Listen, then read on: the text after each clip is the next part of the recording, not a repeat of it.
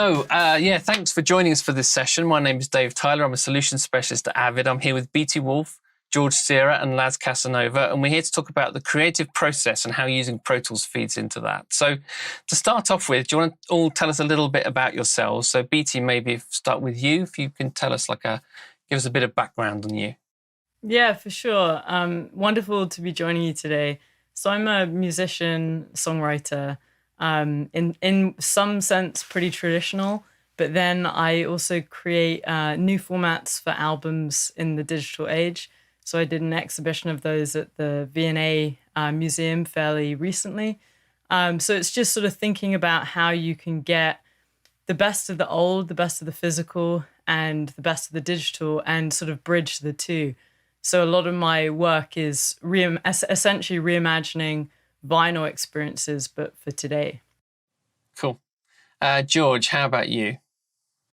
Hi, nice to be with you all. And I'm a mixer, recording engineer, and started out as a musician as well myself, as a guitar player. But these days, my work predominantly is mixing, and I still participate throughout the recording process on occasions where I'm asked to be involved. Fantastic. Laz? First, thanks for having me. Glad to be here. I'm a DJ and producer for about 16 years now, primarily in house music. I also ran the legendary Merc label that came out of Miami, which is about the same age I am. And from there, I also have my own label called Pet Food, which focuses on deep house music. And then I A&R and manage a label called Made in Miami for a friend of mine called Oscar G. And that's about it.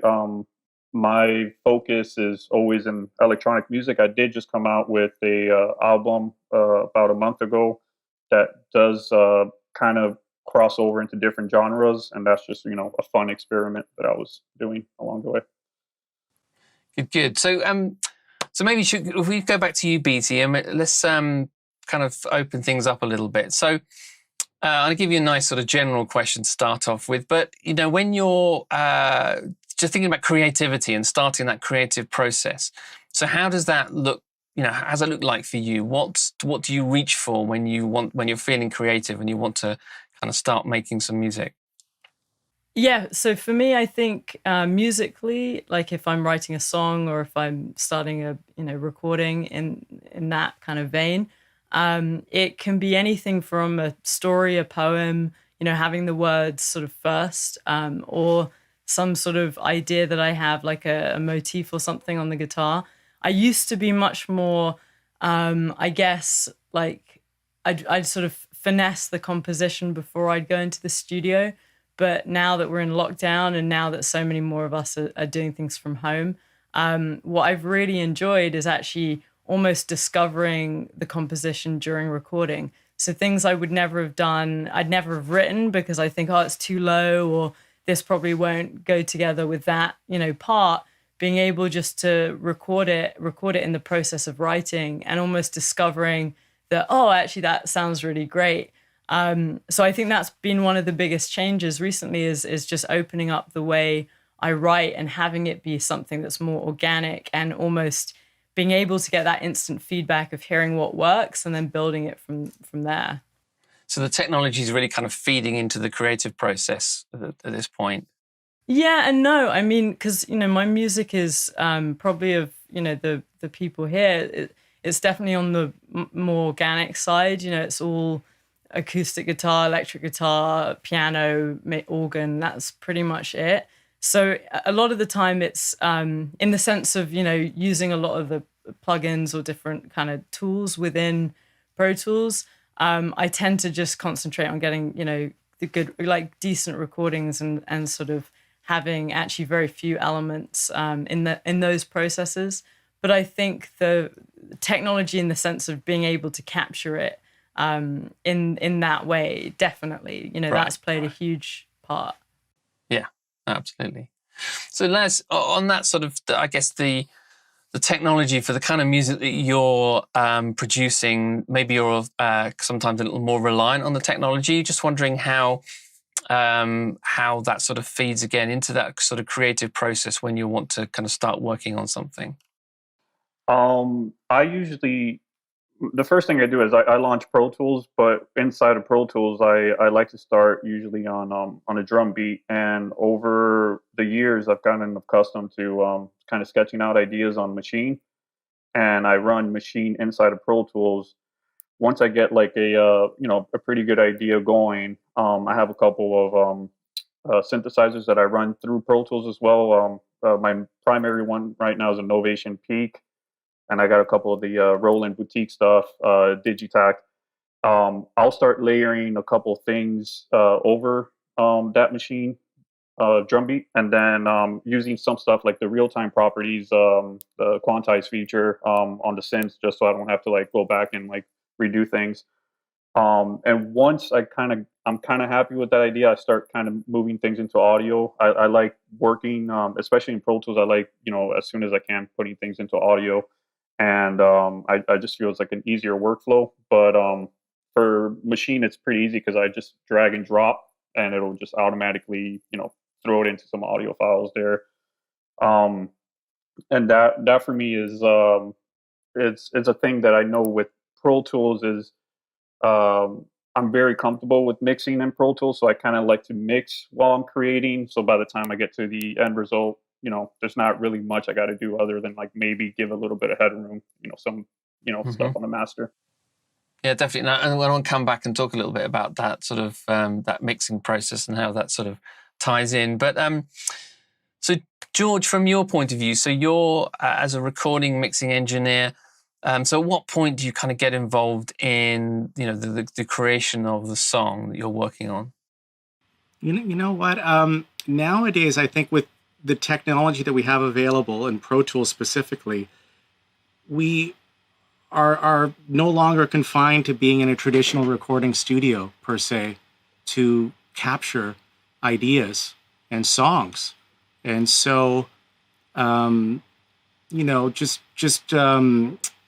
thinking of a recent project, an album project that I just finished with Shawn Mendes, when just before the pandemic struck, we were in sort of a residential studio space that was upstate New York, and we all returned home, and from there we were deciding what would be the best approach to try and pursue this album and get through it all. So using Pro Tools as our recording DAW, we were able to basically set up a remote recording space.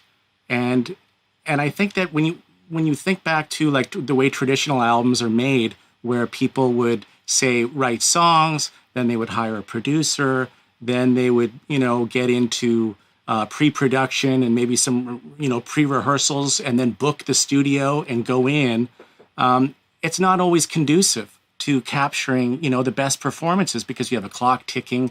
There's a lot of pressure to make it all happen at this given moment. So there was a lot of special benefits that were yielded by us being able to go into a somewhat non-traditional recording space and see what happens. And so, just to move along quickly, I'll just say that basically once we were set up, it would be recording, say, a talkback mic that would be in the room, while Shawn might have some ideas that he's already sort of relaying and sharing with his, producers or close-knit collaborators. And from there, not just a talkback mic, but sometimes another mic that I have in the room, because I'll have mics all around, I can quickly record little ideas and bits and pieces. And we often, even though it's an acoustic instrument that we're recording, whether it's a guitar or a piano or a drum beat, we're able to quickly put them onto a grid, loop them. So from there, we can build upon those ideas. And so Pro Tools really acts as, an enabler or allows us to capture all these things pretty freely and when we're most inspired, which is pretty amazing. Cool, thank you. So Beatie, actually talking about environments, I'm just looking at this cool cool studio that you're in. So presumably that's is that an important thing for you to be sort of have that space where you're just kind of comfortable and nothing's getting in the way so that you can create? Definitely. And I think what George was saying about being able to capture things in the moment and it not being on a clock and not having that pressure and not feeling like you have to sort of nail it. You have this time period that's sort of very rigid. And, one studio I was working in a lot in LA sort of previously was, Linda Perry, like we were doing a fair amount of stuff together. And that was definitely a place where you could you felt like you could receive, just the atmosphere and everything was set up so that it could be organically captured without it feeling like you were sort of, it was okay, go. And I think for me, that's really important because I think that, the best stuff comes kind of often when we're least expecting it. Whether that's even, when you're sleeping and you suddenly have a song in your head.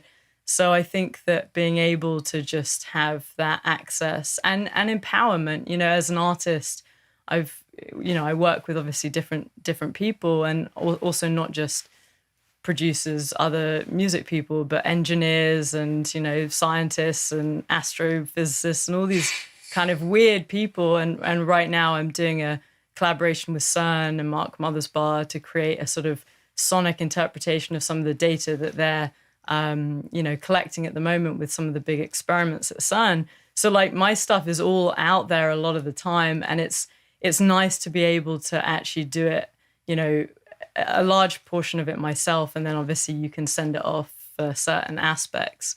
But and definitely with collaborative stuff, if Mark's able to send me stuff and, we're able to work on sort of on sessions together, but I can do that from here. I think that's a huge thing for artists these days is to take the power back, and not just be dependent on, and that's not just on a production side, but managerial, all sorts of things. Like I think there's very much that mode that the artist is kind of told what to do. And I think, the more you can do yourself, the better. Yeah. Well, that's good. Laz, I mean, I guess just coming around to you, so you've got your studios at your house, is that right? Yeah. It's always been my house. Like I came from just basically a bedroom producer background and never kind of graduated from that.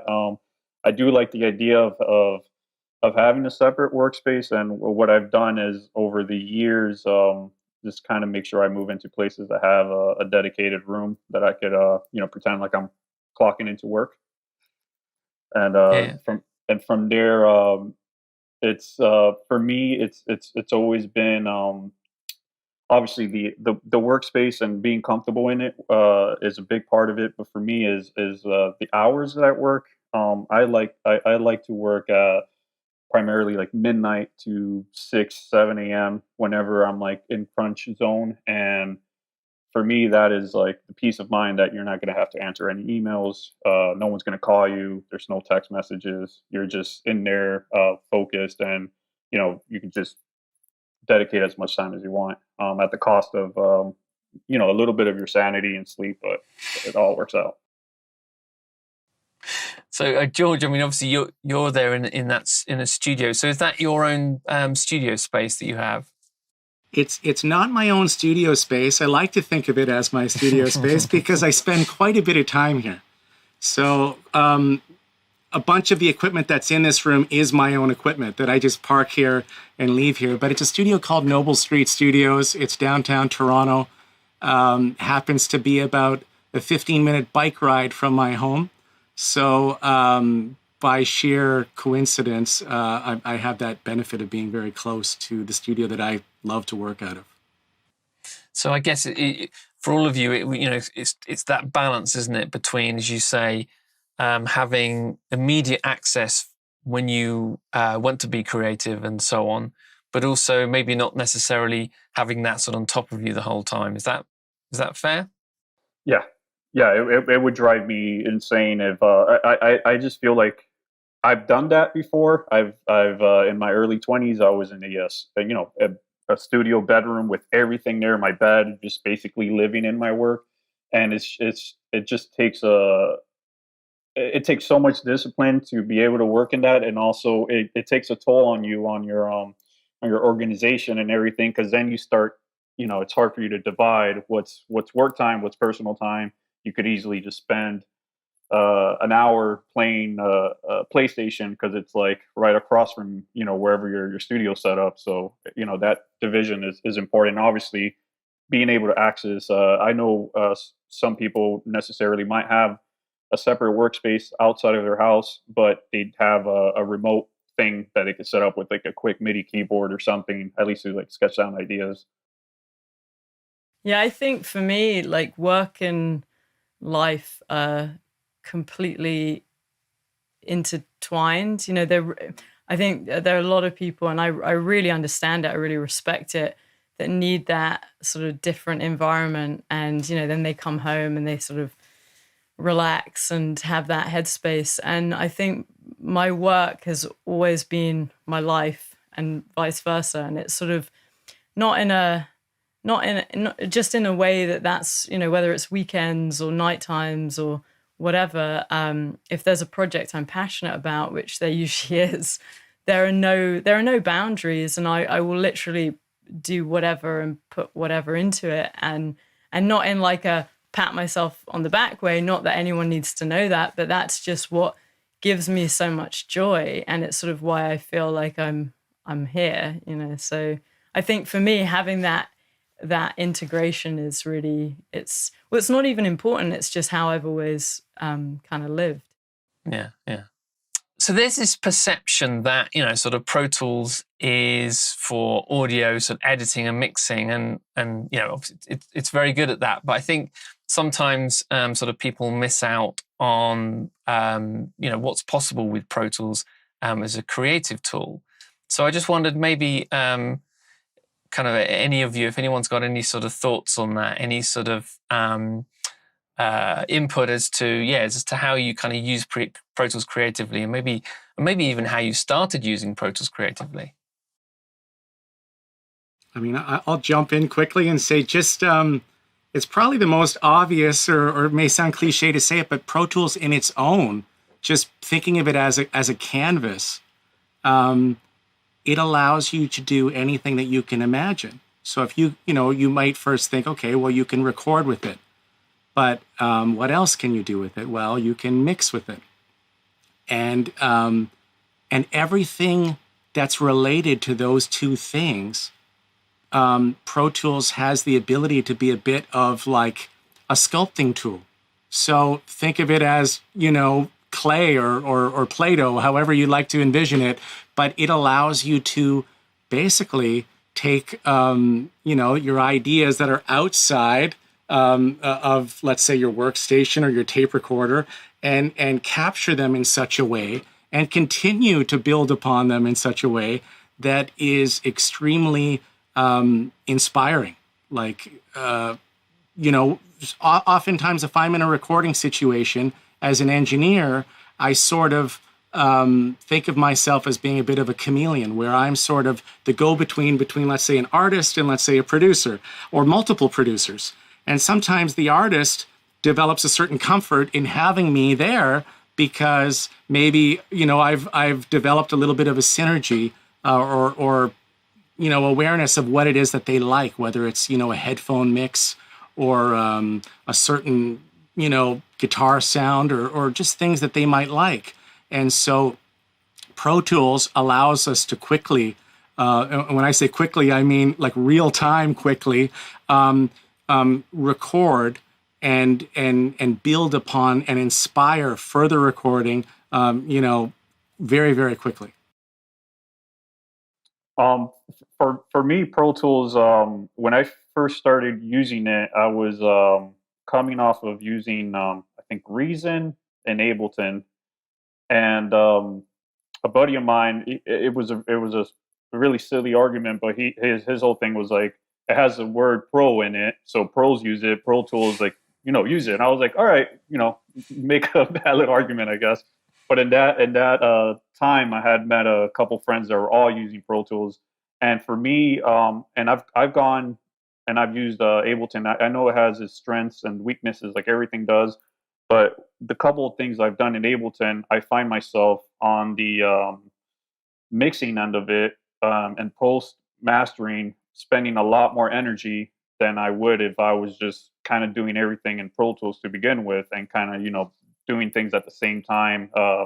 You know, and even though there was some sort of stigma with Pro Tools, I feel like there's been advancements. One of the new features that came out now with the Midi to audio function. I have a couple of like remixes that are coming up that I can't wait to use that thing, because I feel like that is a great creative tool if you not just remixing, but just to get some if you're not classically trained and you just want to quickly get a melody out from audio to Midi and be able to kind of match it.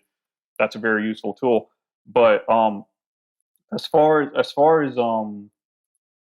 the whole canvas of Pro Tools and just the workflow of it, it's just, for me, has been there's been improvements on it and over the years, but it's never made me feel alienated that I need to like relearn the whole thing when a new version comes out or whatever. It's always worked for me, and I'm all about welcoming improvements, and I know that there's always been improvements on it. And for me, it's at the end of the day, I create music, but I also have a big factor that I need it to sound good, because this music I'm going to be playing at a club system, and it needs to be a certain standard, and Pro Tools gets me there.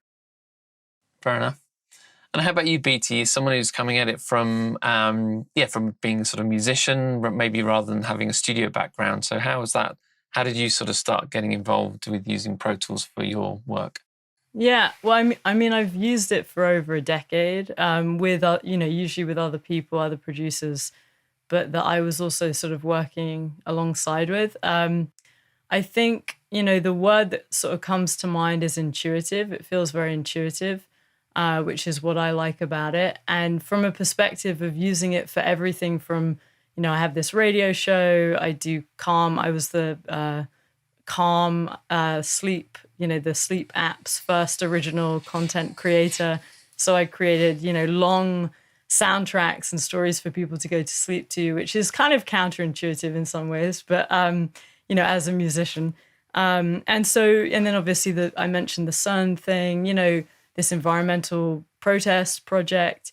I'm using it for all different sorts of things, outside of obviously, songwriting and music production.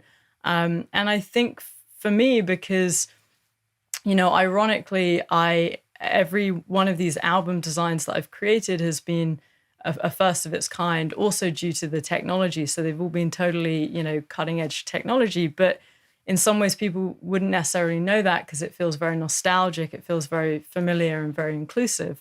And so ironically, I used technology to reintroduce a more traditional, old school experience, but in a way that feels new.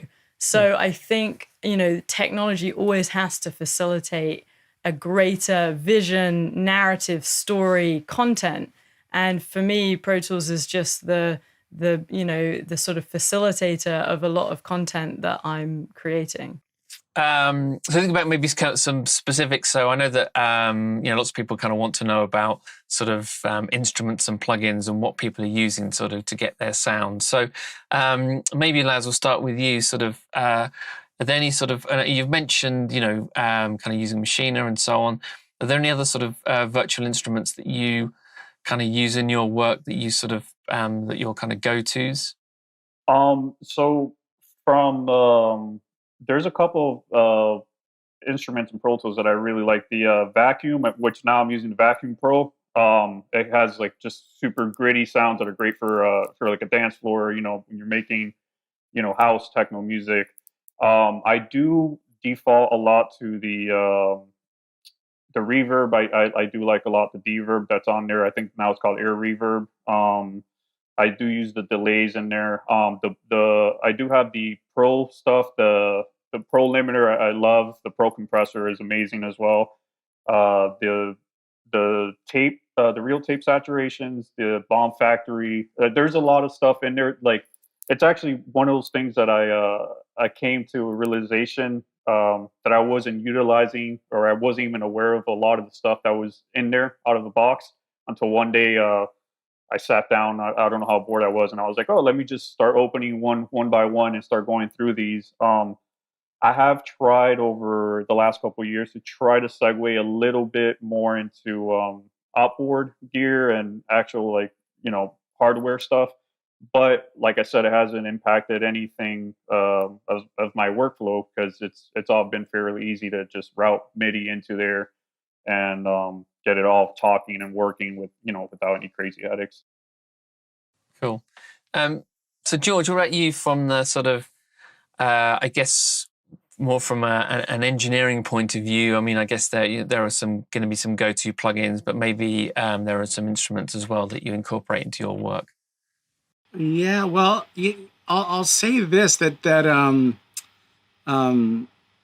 even without thinking of them as plugins, maybe they could be sort of plugins, but using elastic audio and some of the vary speed functions, audio quantize, beat detective, when used subtly and used to enhance performances in acoustic recordings, audio quantize, for example, those tools get used a lot.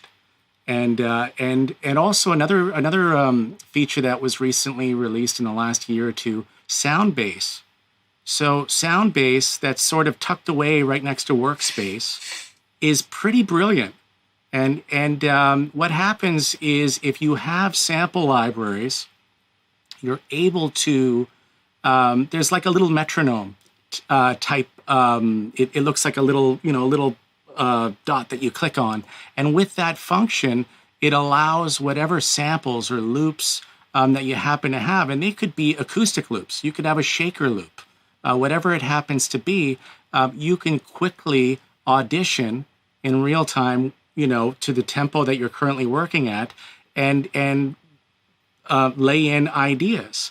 And so I think that those tools are pretty amazing. And so for someone who is often recording acoustic instruments, but sometimes challenged to inject a little bit of an electronic element or something, whether it's to beef up the drums or the bass, etc. Laz, you touched on it too. I haven't used it yet, but I'm really excited to use the audio to MIDI new feature that's been added. That sounds really cool.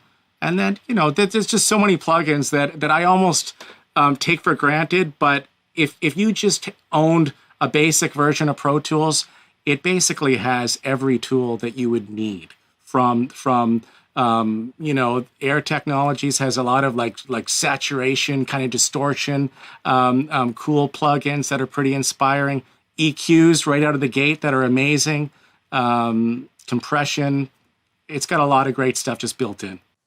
I want to do a plus one on what you said about the elastic audio. That thing is, especially the auditioning. I usually do it through the like a file browser window, but it's been a godsend with Splice actually. Whenever I hit like a roadblock, it's pretty easy with the Splice app. You could just, whatever samples or loops you've already purchased, you can just pretty much drag them from the app into once you audition them, you could just drag them into your project, and it's like already like lined up at the tempo you wanted. And the other thing you were saying about the Air Technology plugins, those, I remember when they got announced, it was like a big step forward, because I was like, oh man, now all of a sudden we have all this extra stuff. And the EQs and even like the Focusrite EQs that they've added in there, but what I was going to say is just the sound. I'm not even aware of the thing you were saying with the sound space or with sound browser. Soundbase. I do it. I don't know if this is the same thing, but the way I do it is just I just use a file browser, and there I just kind of like. But I now I got to look at the sound base because it sounds amazing. It's really great.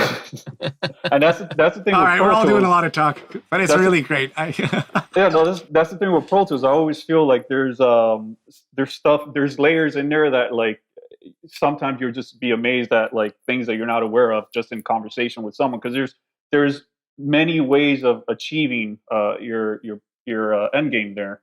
And like you just said, you're doing using the elastic audio one way. I'm using it another way, but it works both ways. So, Beatie, you seem to get involved with some pretty amazing sound design projects. So, are there any sort of particular sort of instruments or synths and so on that you like to use to create your soundscapes? Yeah, I mean, it's again like the two other pros on this panel. Like I'm definitely more in that space of kind of dialing some of that stuff down just in general, because I'd usually find that sort of with the instrument playing it in, whether it's like with a pedal or a certain way of playing it. But I think that, just off the bat, like one thing that I really like that comes to mind is sort of globally is just heat. I mean, it's pretty obvious, and it's pretty, I know it's been around for a while, but, definitely in the sort of tape saturation space, also with a lot of the Abbey Road collection, the plates, reverbs, saturations, I'm, really keen on them. The Arturia virtual collection I really like as well. I think that's just very solid. Some of the Slate mix rack, more for like mastering and mixing. But yeah, I think it's generally like, and it's not surprising I have Leonard Cohen behind me, and so it's more in that realm of like keeping things also raw and having I think the one issue I see is the more that we can iron out imperfections, make things perfectly in time, perfectly in tune, everything becomes so sort of intuitive on the AI side in many ways. And I think so much of what makes us feel is the rawness, is the realness, is the human touch. It's the imperfections that you would never program or put in the first place. That would be like, oh, that takes actually a little off, but there's something about it, or whatever version of that there is. And so I guess I'm always conscious that just because we can, it doesn't mean we should. And if we're doing it, we have to have a really good reason for doing it for specifically that project. Like, okay, this is going to be better realized if we, bring this into the equation. So that's kind of my take. No, that's really interesting.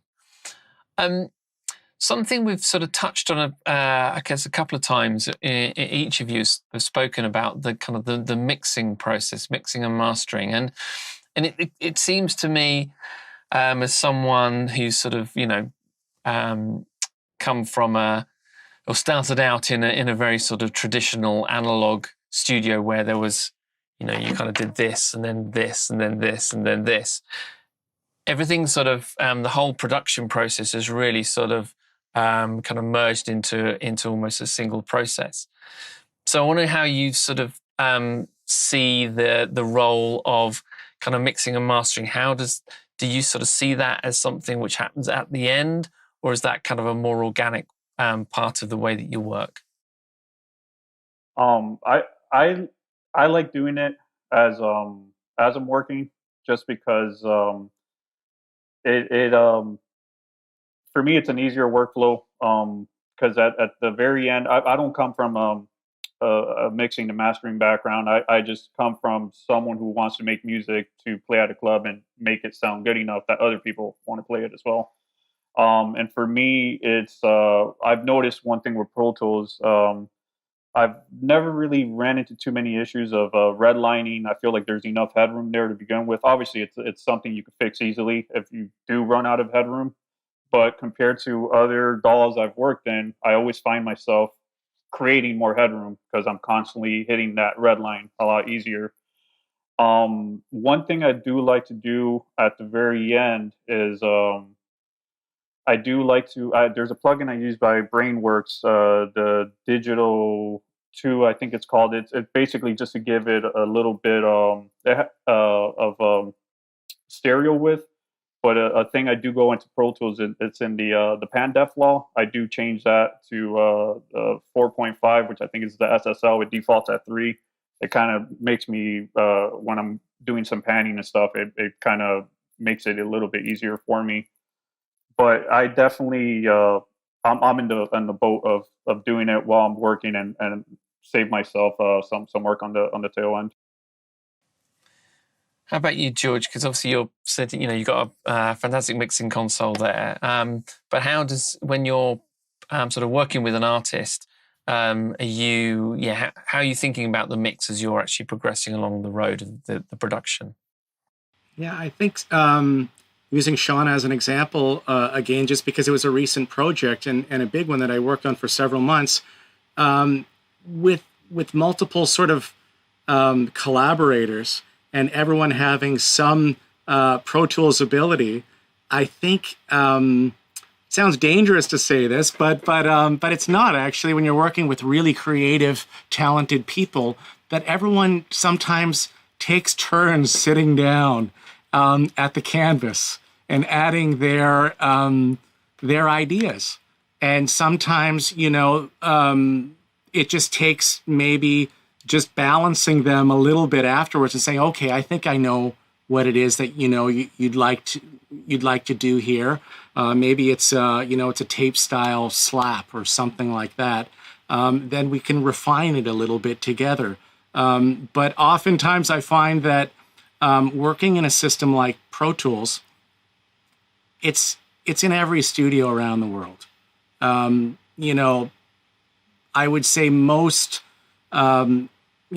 speaking of just maybe pop music or other genres of music as well, it still is, at the forefront of the most commonly used mixing platform in some ways. So I would say just recording in Pro Tools and building as we do naturally these days and get inspired as we're building, it's nice to know that whoever mixes it, whether it's me or whether it ends up being somebody else, that our work can go where we exactly left it to the next person, whoever that person happens to be, and they can see what we did and they can say, okay, I think I like this, or I think I can do something slightly different here. I think it's amazing. So we're always sort of building, and it's nice to know that, I mix a lot of different projects that come from other workstations. And oftentimes I find that we, we'll ask to receive, my assistant will say, can we have the dry? Can we have the wet? Which means that oftentimes they'll be printing stems of here's the, the wet sounds, and then here are the dry sounds. So we can pick and choose and see what we'd like to work with. With Pro Tools, it can all stay almost live until the point that we're saying, we love this, we're done. Have you, a quick question, have you been able to use the cloud collaboration yet? Because that's like something that I haven't used, but it looks very intriguing. Yeah, I haven't myself. Maybe Beatie, you could chime in on. I'm not sure. I know you sometimes say you're collaborating with different folks in different areas. I haven't used it yet myself. I'll be honest with you. Right. Just, I guess, pick up on sort of the mixing mastering side of things, which again, Beatie, you mentioned that yourself. Is that so? When you're on your own projects, do you work on them all the way through to the end, or do you ever hand them over to somebody else to kind of finish off that mixing mastering piece? Well, when I, the first couple of records, I do pretty much everything except for the mastering, but working with someone else. The stuff with Linda, we'd get into the mixing, but then we'd have a dedicated mix engineer and mastering engineer for the various tracks, and different people for different tracks. What I'm doing now, which, honestly, it's just been a lot of fun, like just learning and exploring and trying things. And yeah, I've been like, well, why not?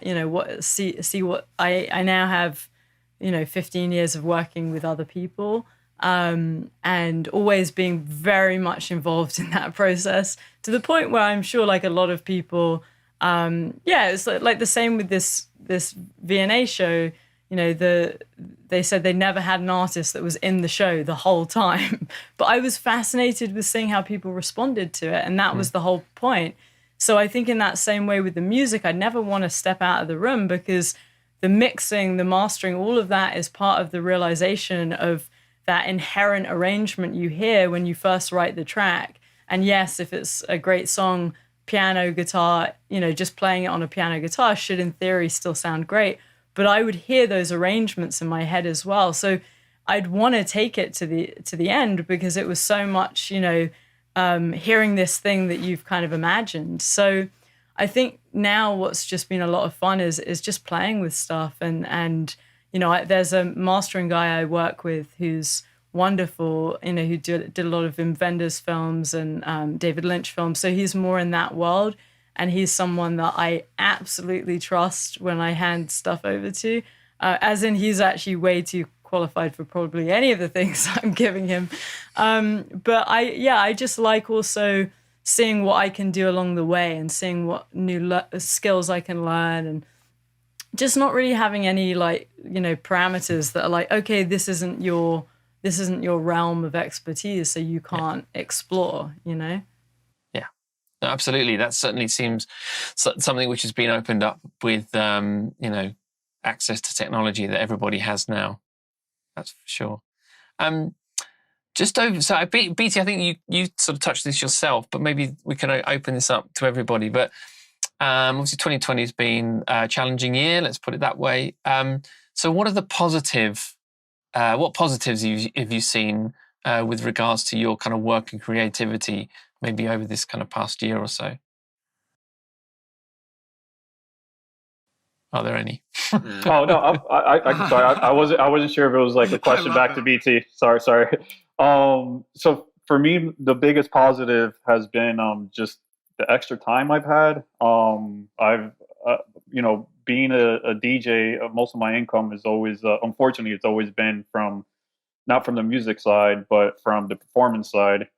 And that is like a weekly schedule of 2 or 3 gigs a week. And sometimes I haven't given myself the time to be able to work on certain projects, like the album that I just released, titled 1986. That was my first album ever, and I've been making music for 16 years. It's always been singles, EPs. An album is something I've never really had the time to sit down and just lock myself in somewhere for months at a time. And before I even went down that route, I was able to also sit down and start looking at YouTube tutorials for pieces of gear that I haven't mastered, nowhere near mastering, but things that I've gotten recently, like the Peak, the Digitact, and just watching other people teach me about those things has incredibly allowed me to step up my game as far as how to use those pieces of gear and get more creative. So that's one thing I am thankful for this year is just extra time to focus on my craft and my passion. How about you, George? Sorry, the question was again, what was special? Well, I think any sort of positive sides that come out of some of the limitations of the past year, but positive sides in terms of creativity or the way that you work. Yeah, oftentimes I'm mixing these days, and so I spend quite a bit of time alone mixing and working on various projects and bouncing to and from those projects. And sometimes I miss the camaraderie that can only develop when you work directly with the artist on their project. And so I'm pretty thankful to Shawn Mendes because he invited me out to be a part of this album project, and we had to navigate this COVID thing, and in doing so, we weren't quite sure how things were going to go, but we we ended up setting up. I sort of coordinated, set up this remote studio in Big Sur, California, and we had just a little house, and we stayed together for some 45 days, and made an album. And during that time, the friendships that developed only became closer, and not just making music, but eating together and just sharing stories together late night. I think it really made for something that is memorable to me for a lifetime. And we refer to ourselves as a little commune at one point, having spent that amount of time together. So anyways, COVID, it's really helped to slow things down a little bit. So rather than working on a multitude of projects, I worked on, one project. And that can be a bit of a challenge for someone who is used to being sort of always rapid firing to now stop and do one thing. Well, that's interesting. Yeah. So, Beatie, I think you've already talked a little bit about this, but you're saying that essentially, sort of that enforced change has seen some benefits for you. Yeah, I mean, definitely from a perspective of just learning things I probably wouldn't have had time to learn. This environmental protest project, which was built using 800,000 years of historic data to create a timeline of the planet, which is simultaneously the planet's timeline, a protest song, and a reimagining of the music video format. That was going to be in all these festivals across the summer, and getting a Cannes Lion and a number of awards, and obviously all of that cancelled. But then on the flip side, I was thinking, well, we're all staying at home more, and in terms of the environmental impact, is it going to be huge? No, but is it in the right direction? And so that's sort of a little of an odd statement, but I think this year my hope is that it's given people a chance to reflect on what matters, and it's given people this additional time and space to sort of really reassess what they're doing or what we're all doing. Because I feel like, our relationship with the natural world has got, very disconnected, and our relationship with art has got very disconnected. And the whole idea that art is just this background entertainment that doesn't serve any purpose beyond, sort of, I don't know, just a lot of empty gratification. I feel like art's role right now, particularly at this point in the history of humanity, is that we have to be making amazing art, and we also have to be just living in a way that is sustainable, and on every level, not just environmentally, but sociologically and politically, and everything that's come up in this last year. I feel like it's a great chance for us to reset. So, looking to the future, what does the future hold for you? What excites you about, looking ahead in your sort of creative life? I think just to touch a little bit of what BT was saying. I do think with art right now, historically, we're going to look back and we're going to see like this might have been. Maybe by mistake, it might have been like a Renaissance era of music and art, because a lot of people I know, even artists that I personally admire, have all released albums this year. A lot of people have seemed to be able to start releasing music and focus. And I think in hindsight, when we do the numbers, maybe 2020 is going to have a lot more releases than other years prior might have had. Moving forward, I do. For the future, for me, I have my label that I self-released my album just because I wanted to have a full creative control visually. I actually bought like a bunch of old circuit bent video gear and just making glitch art to the music, stuff that I normally would never touch the visual aspect of things. So I think now I've somehow stumbled across another form of art that I do enjoy doing. I bought some old VHS-C camcorders. I'm doing footage, like, just weird kind of things that add to my art, to my music, especially now with social media. Instagram is so visual. There's so many visual things out there that I felt I needed. I lacked some sort of, visual voice in my music.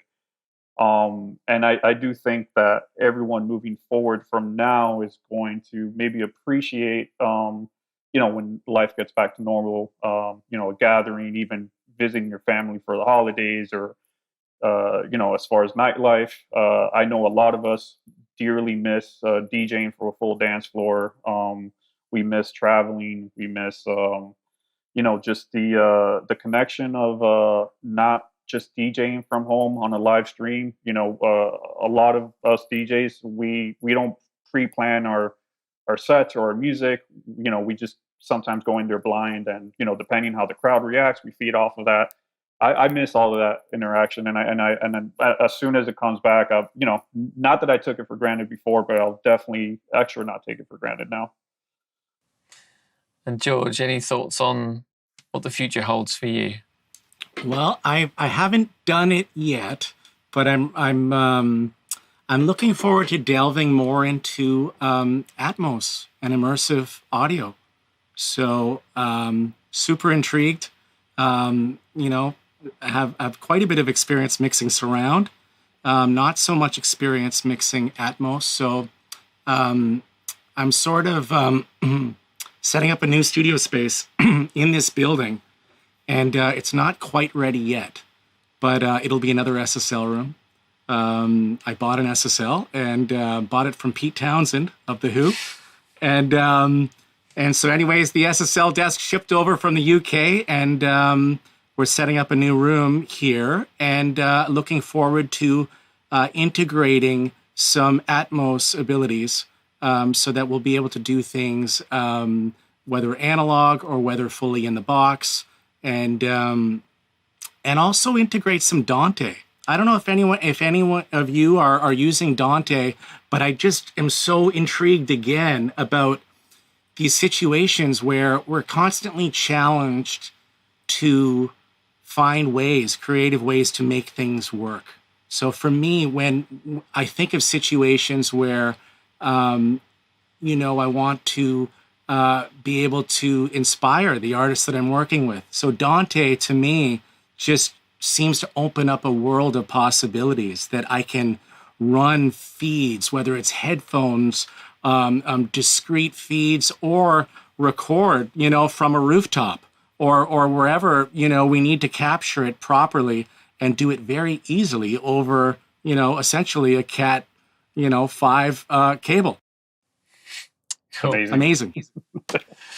So, Beatie, you'll get the final word on that one. How's the future looking for you? Pressure.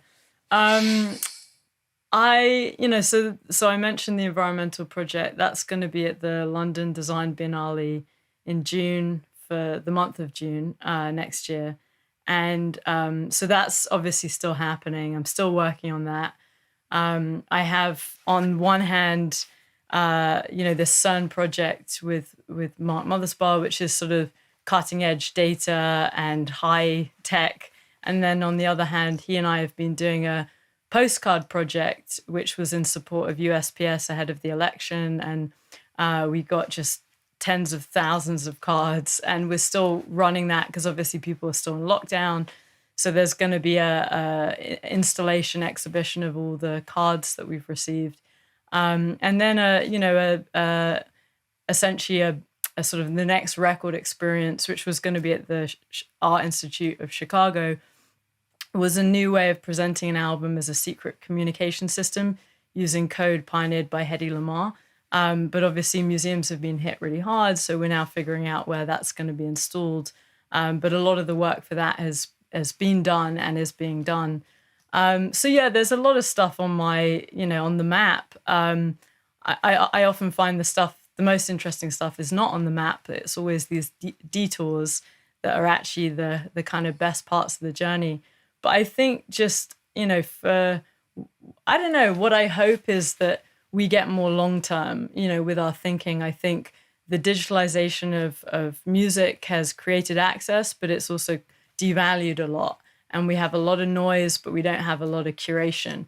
The album's essentially dead in many ways. And I'm not saying this in a dramatic, kind of nihilistic way, but it's just the truth. And so I think that idea of adopting a long view, things that aren't just for the day, it's not just how much gratification we get today, but what are we leaving for 10 years, 20 years, 30 years time?